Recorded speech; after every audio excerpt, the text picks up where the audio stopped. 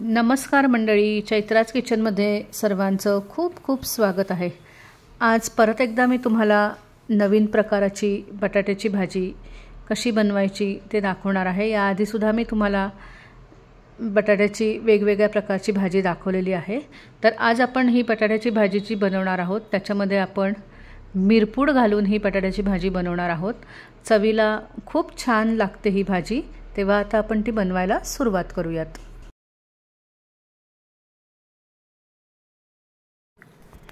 इथे मी एक मोठा कांदा बारीक चिरून घेतलेला आहे। तसेच एक लाल सुकी मिरची लागणार आहे।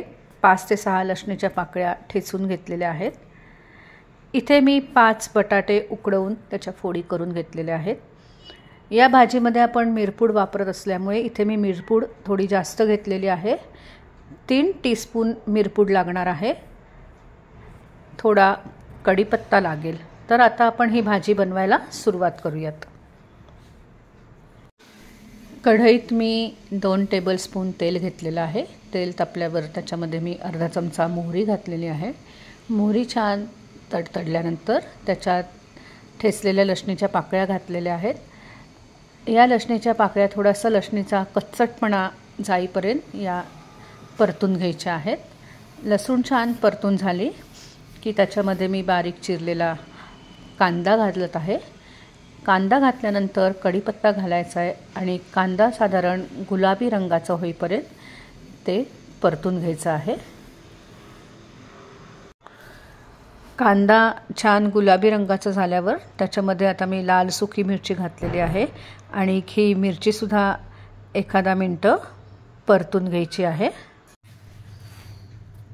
आता याच्यामध्ये मी अर्धा चमचा हळद आणि अर्धा चमचा हिंग घातलेला आहे आणि आता हे छान मिक्स करून घ्यायचं आहे।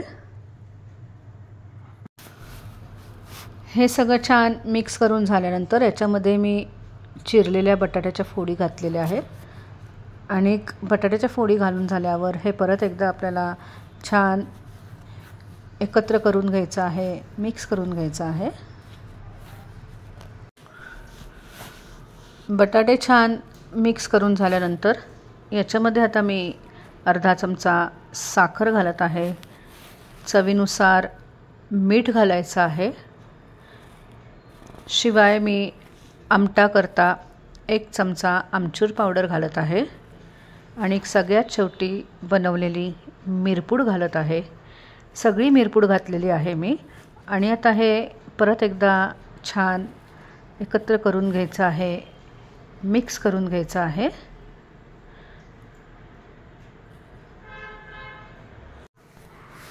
सगळ्यात शेवटी मी बारीक चिरलेली कोथिंबीर याच्यामध्ये घातलेली आहे। परत एकदा हे छान मी एकत्र करून घेतलेलं आहे।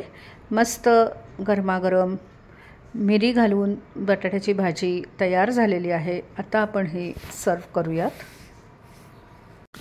मस्त गरमागरम अशी बटाट्याची भाजी तयार झालेली आहे।